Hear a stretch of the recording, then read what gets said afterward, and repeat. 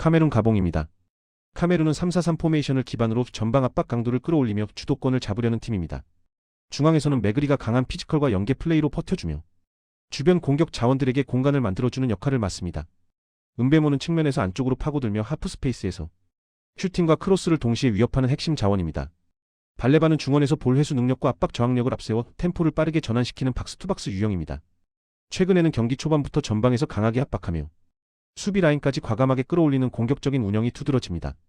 이로 인해 상대 진영에서의 점유와 압박 성공 시 연속적인 공격 전개가 자주 만들어집니다.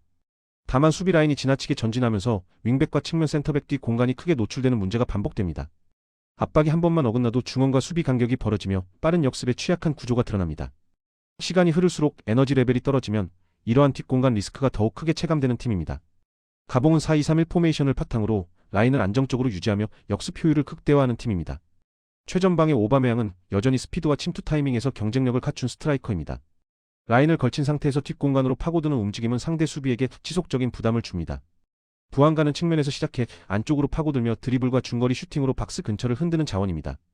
레미나는 중원에서 적극적인 압박과 인터셉트 이후 전진 패스로 공격 전환의 시발점 역할을 합니다. 수비 시에는 미드블록을 유지하며 라인을 무리하게 올리지 않는 운영이 기본 기조입니다. 공을 탈취한 뒤에는 중원을 거치지 않고 곧바로 전방으로 연결되는 직선적인 전개가 자주 나옵니다. 풀백 역시 상황에 따라 롱패스를 활용해 오바메양의 침투 타이밍을 적극적으로 살립니다. 전체적으로 상대가 라인을 올렸을 때 그 뒷공간을 노리는데 최적화된 팀이라고 볼 수 있습니다. 이번 경기는 카메룬의 높은 수비 라인과 가봉의 빠른 뒷공간 침투가 정면으로 충돌하는 구도입니다. 카메룬은 메그리를 중심으로 중앙을 점유하며 은베모의 안쪽 침투로 박스 근처에서 위협을 만들 가능성이 큽니다. 발레바가 중원에서 볼을 끊고 전진 패스를 성공시킨다면 연속적인 공격 흐름이 이어질 수 있습니다. 하지만 강한 전방 압박에 의존하는 구조상 한 번만 압박이 빗나가도 뒷공간이 크게 열리는 약점이 존재합니다.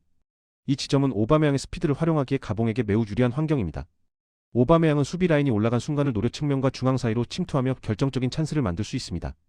부안가는 반대편에서 안쪽으로 파고들며 세컨드 찬스와 리바운드 상황까지 득점 위협으로 연결합니다. 레미나는 빌드업 초반을 차단한 뒤 즉각적인 전진 패스로 카메룬의 열린 공간을 공략할 가능성이 높습니다. 전체적으로 볼 점유는 카메룬이 가져가더라도 찬스의 질과 마무리 효율에서는 가봉이 앞설 수 있는 경기입니다. 코트 디부아르 모잠비크입니다.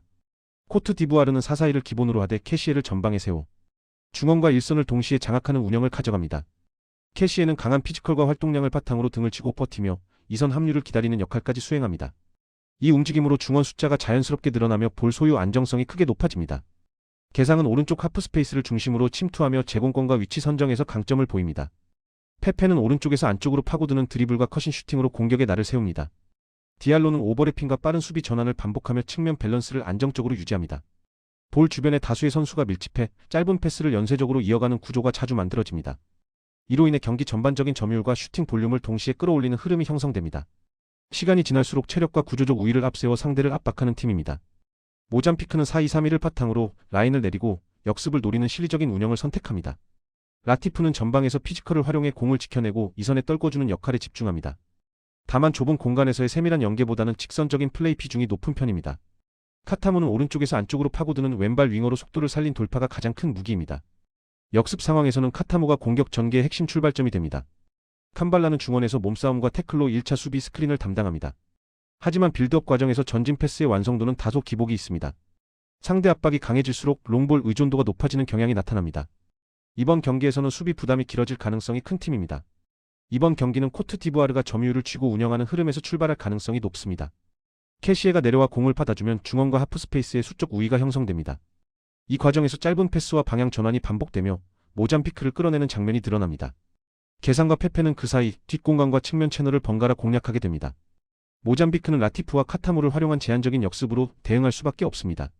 하지만 세컨볼 경합에서 밀리기 시작하면 수비 시간이 급격히 늘어납니다.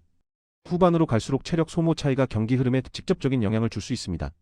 코트 디부아르는 지속적인 압박으로 박스 근처 수적 우위를 만들어낼 가능성이 큽니다. 전체적으로 흐름과 구조 모두 코트 디부아르 쪽으로 기울어 있는 매치업입니다.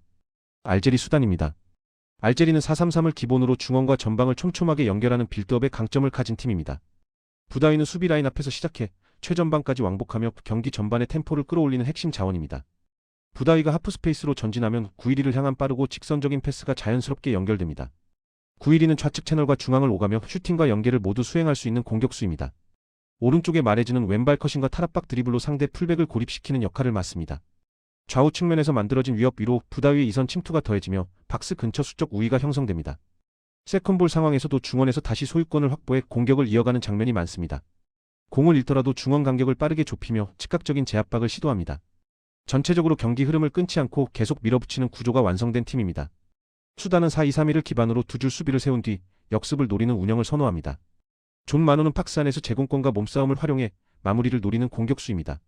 압델라흐만 역시 전방에서 포스트 플레이를 겸하며 공을 지켜주는 역할을 수행합니다.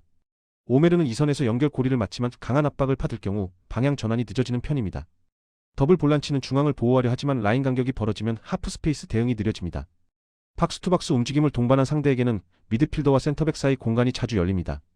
라인을 내린 뒤 재정렬 속도도 빠르지 않아 연속 공격에 취약합니다. 중원 압박이 풀리면 수비 라인이 골문 앞으로 밀리는 경향이 강합니다. 이번 경기에서도 수비 부담이 길어질 가능성이 높은 팀입니다. 이번 경기는 알제리 중원의 왕복 움직임을 수단이 얼마나 버틸 수 있느냐가 핵심입니다. 부다위가 수시로 전진하며 구이리에게 패스를 공급하면 수단의 수비 선택지는 급격히 줄어듭니다. 구이리가 내려와 공을 받는 순간 마레즈가 안쪽으로 좁혀 들어오며 삼각 구도가 형성됩니다. 수단의 더블 볼란치는 중앙 보호와 전진 압박 사이에서 지속적인 딜레마에 놓일 가능성이 큽니다. 라인 간격이 벌어질수록 알제리는 침투와 컷신을 번갈아 활용하며 박스 주변을 흔들 수 있습니다. 수단의 역습은 전방 피지컬에 의존하지만 중원 싸움에서 밀리면 전개 자체가 끊길 수 있습니다. 알제리가 라인을 높게 유지하며 제압박을 이어가면 수단은 공을 소유할 시간 자체가 줄어듭니다. 후반으로 갈수록 체력과 전술 완성도 차이가 경기 흐름에 직접적으로 드러날 가능성이 큽니다. 전체적인 구조와 상성에서는 알제리가 확실한 우위를 점하고 있는 매치업입니다. 부르키나파소 척도기니입니다.